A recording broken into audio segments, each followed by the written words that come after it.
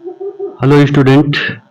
इस वीडियो में हम लोग कक्षा 10 का विज्ञान का half yearly question paper solve करेंगे।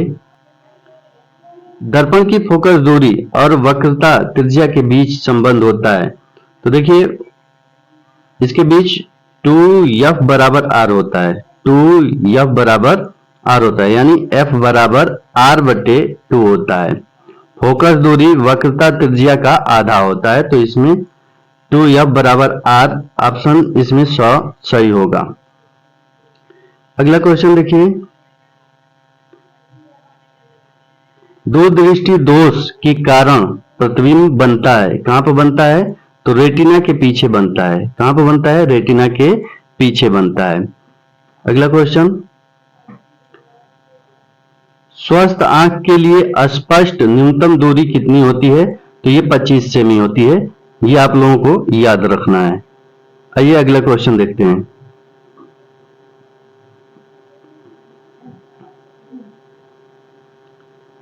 विभवांतर का मापक यंत्र होता है तो वोल्ट मीटर होता है। विभवांतर का मापक यंत्र क्या होता है? तो वोल्ट मीटर होता है। अगला क्वेश्चन देखते हैं, एक अश्व शक्ति बराबर होता है, एक अश्व शक्ति बराबर 746 वाट होता है। आइए अगला क्वेश्चन देखते हैं। क्वेश्चन है, देखिए क्वेश्चन है, कांच का अपवर्तनांक सबसे अधिकतम किसमें होता है? तो कांच का अपवर्तनांक सबसे अधिक बैंगनी रंग के लिए होता है। सबसे अधिक किसमें होता है? तो बैंगनी रंग के लिए होता है। अगला क्वेश्चन है, अवतल लेंस द्वारा बना प्रतिबिंब कैसा होता है? तो आभासी, सीधा व छोटा होता है। आभासी, सीधा व छोटा होता है। अगला क्वेश्चन, बेकिंग पाउडर को गर्म करने से निकलने वाली गैस है। जब बेकिंग पाउडर को गर्म किया जाता है तो उसमें से CO2 गैस निकलती है, कार्बन डाइऑक्साइड। आइए अगला क्वेश्चन देखते हैं।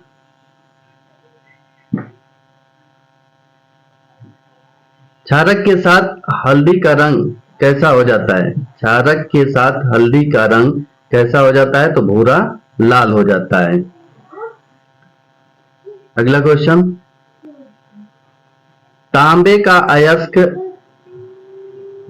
अयस्क है तो मेलेकाइट होता है। ये आप लोगों को याद रखना है। अगला क्वेश्चन, H2SO4 के जलीय विलयन का पीएच मान होता है 7 से कम होता है। कितना होता है? 7 से कम होता है, क्योंकि H2SO4 अम्ल होता है और अम्ल का पीएच मान 7 से कम होता है। अगला क्वेश्चन,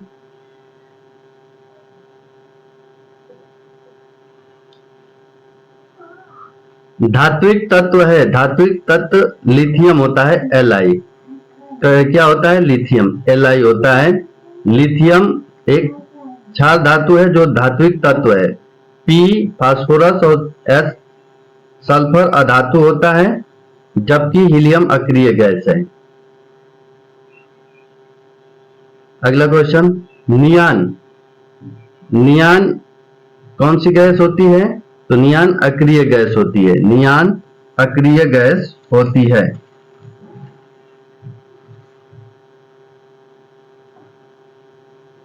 नियान कैसी गैस है? तो अक्रिय गैस है। आइए अगला क्वेश्चन, पुरुष में लिंग गुण सूत्र होता है तो XY होता है। पुरुष में XY होता है। अगला क्वेश्चन,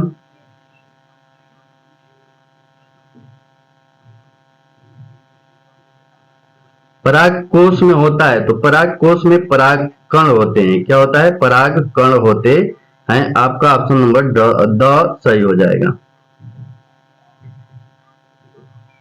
अगला क्वेश्चन, मनुष्य में वृक्क एक तंत्र का भाग है जो संबंधित है, उत्सर्जन से संबंधित होता है।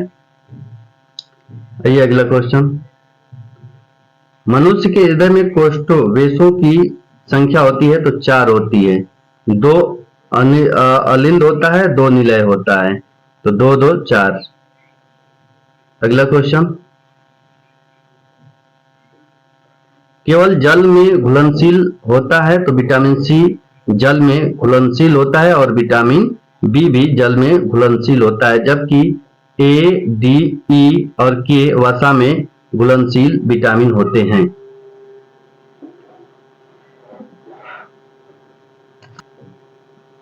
अगला क्वेश्चन, यकृत स्रावित करता है, तो यकृत पीत रस स्रावित करता है। क्या स्रावित करता है? पीत रस स्रावित करता है। अगला क्वेश्चन,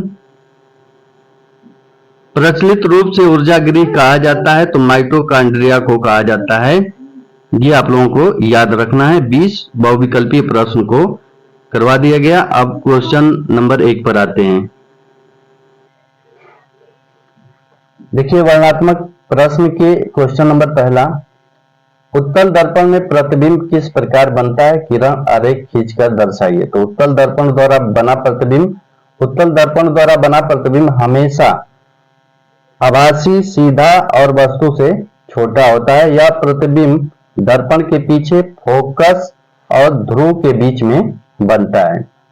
देखिए इसका ग्राफ बना है, किरण आरेख बना है। तो ये मान लीजिए कि ये मुख्य अक्ष हो गया और ये हो गया उत्तल दर्पण, और मान लेते हैं यहाँ पर वस्तु है और ये वक्रता केंद्र आर हो गया, वक्रता केंद्र सी हो गया और ये फोकस एफ हो गया। तो वस्तु से जो किरण आरेख जाएगा वो यहां से रिफ्लेक्ट हो जाएगा और ये आभासी ऐसे फोकस से होकर जाएगा और ये एक वक्रता केंद्र से होकर जाएगा इस तरह से। तो ये वस्तु का प्रतिबिंब ध्रुव, ये पोल होता है, तो ध्रुव और फोकस के बीच में बनता है। चलिए आइए अगला क्वेश्चन देखते हैं। दूसरा, दूरदृष्टि दोष क्या है? इसे किस प्रकार दूर किया जा सकता है? अस्पष्ट किरण आरेख समझाइए। देखिए फिगर अब आप लोग अपने किताब से देख लीजिएगा। दूरदृष्टि दोष वह दृष्टि दोष है जिसमें व्यक्ति को दूर की वस्तुएं तो स्पष्ट दिखाई देती हैं, लेकिन पास की वस्तुएं स्पष्ट दिखाई नहीं देती हैं। यह दोष तब उत्पन्न होता है जब आंख का लेंस बहुत पतला हो जाता है या आंख का गोला छोटा हो जाता है, जिससे प्रकाश की किरणें रेटिना के पीछे फोकस हो जाती है, यानी फोकसित हो जाती है। निवारण के लिए कौन सा लेंस लगाते हैं? तो दूरदृष्टि दोष के निवारण के लिए उत्तल लेंस का प्रयोग किया जाता है।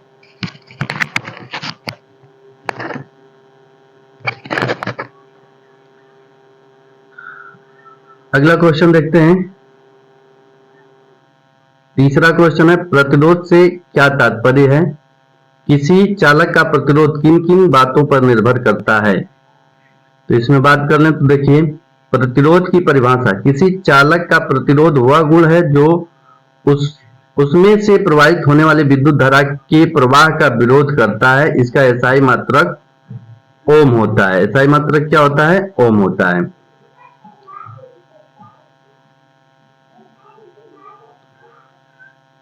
प्रतिरोध को प्रभावित करने वाले कारक तार की लंबाई, और तार की लंबाई हो जाएगा, क्षेत्रफल हो जाएगा, और चालक के पदार्थ की प्रकृति और तापमान, क्षेत्रफल और लंबाई पर निर्भर करता है। आइए अगला क्वेश्चन देखते हैं। देखिए ये क्वेश्चन 4 नंबर में दिया है। ये क्वेश्चन में 6 नंबर का क्वेश्चन है। इसमें सवाल में दिया है कि 20 ओम, 24 ओम और 30 ओम प्रतिरोध वाले 3 तार श्रेणी क्रम तथा समांतर क्रम में जोड़े हैं, तो प्रत्येक दशा में तुल्य प्रतिरोध ज्ञात कीजिए। ये 6 नंबर का क्वेश्चन है। देखिए इसको लगाना कैसे है, पहले लिखेंगे कि श्रेणी क्रम में तुल्य प्रतिरोध की गणना RS मान लेंगे। जब प्रतिरोध को श्रेणी क्रम में जोड़ा जाता है तो तुल्य प्रतिरोध सभी व्यक्तिगत प्रतिरोधों की योग के बराबर होता है। तो इसमें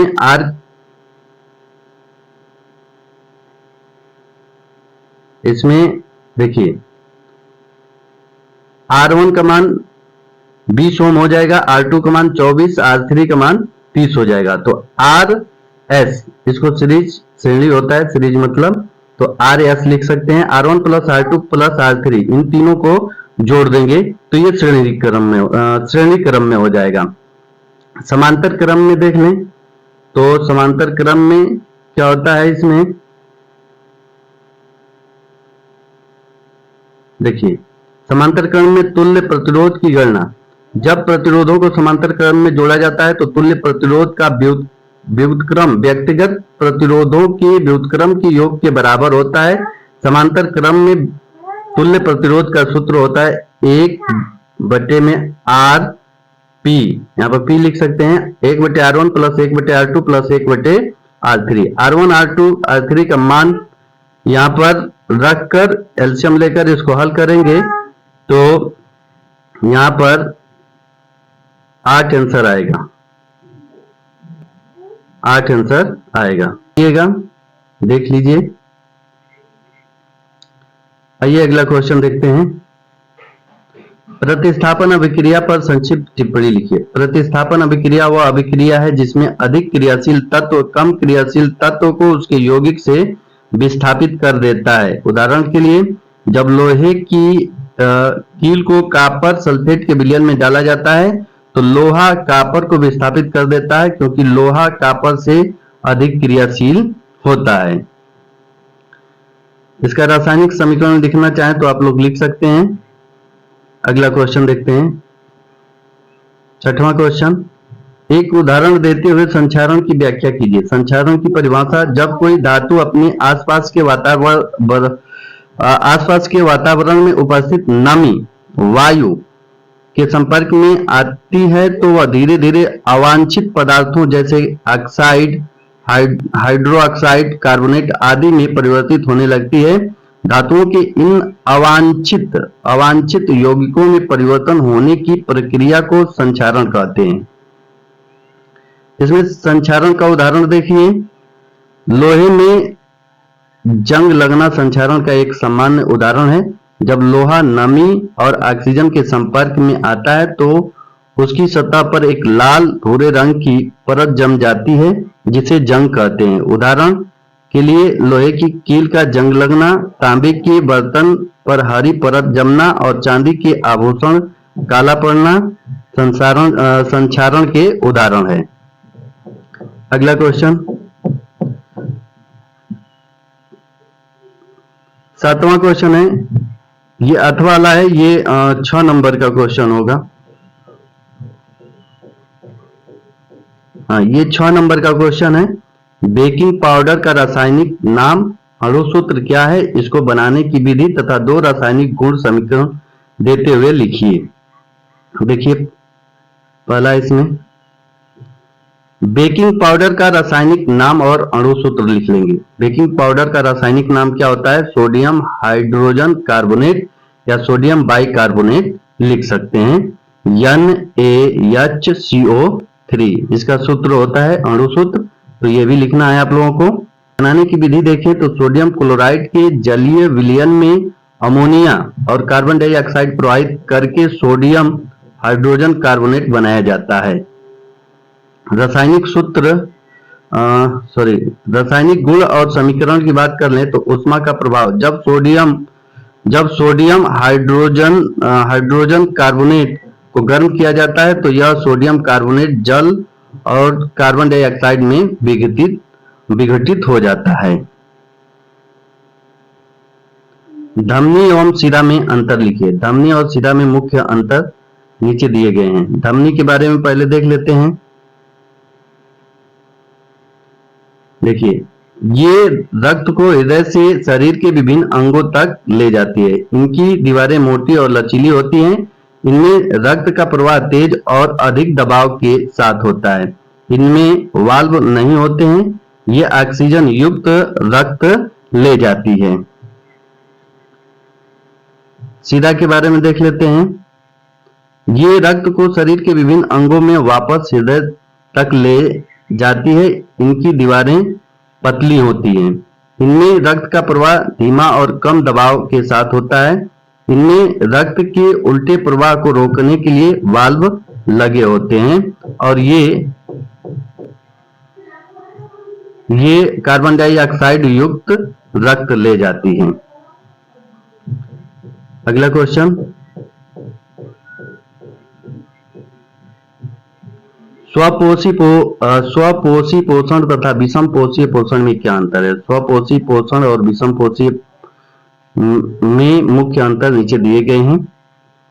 देखिए, स्वपोषी पोषण देख लेते हैं। इस प्रकार के पोषण में जीव अपना भोजन स्वयं बनाते हैं। ये सरल अकार्बनिक पदार्थ जैसे कार्बन डाइऑक्साइड, पानी का उपयोग करके सूर्य के प्रकाश की उपस्थिति में भोजन अपना बनाते हैं। जैसे उदाहरण में देखें तो हरे पौधे और कुछ जीवाणु होते हैं। विषम पोषीय पोषण, इस प्रकार के पोषण में जीव अपने भोजन के लिए अन्य जीवों पर निर्भर रहते हैं। ये जटिल कार्बनिक पदार्थों का सेवन करते हैं। उदाहरण में जानवर, मनुष्य, कवक। अगला क्वेश्चन देखिए, जनसंख्या वृद्धि के 4 कारण लिखिए। जनसंख्या वृद्धि के 4 प्रमुख कारण निम्नलिखित हैं।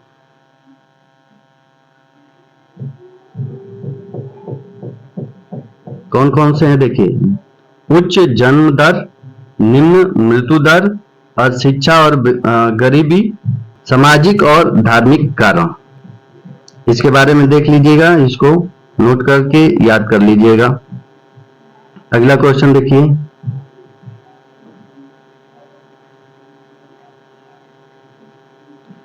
वृकाणु नेफ्रॉन की रचना और क्रियाविधि का वर्णन कीजिए। ये 6 नंबर का क्वेश्चन है। वृकाणु नेफ्रॉन की रचना और क्रियाविधि का वर्णन नीचे दिया गया है। रचना की बात कर लें इसमें तो देखिए, नेफ्रॉन गुर्दे की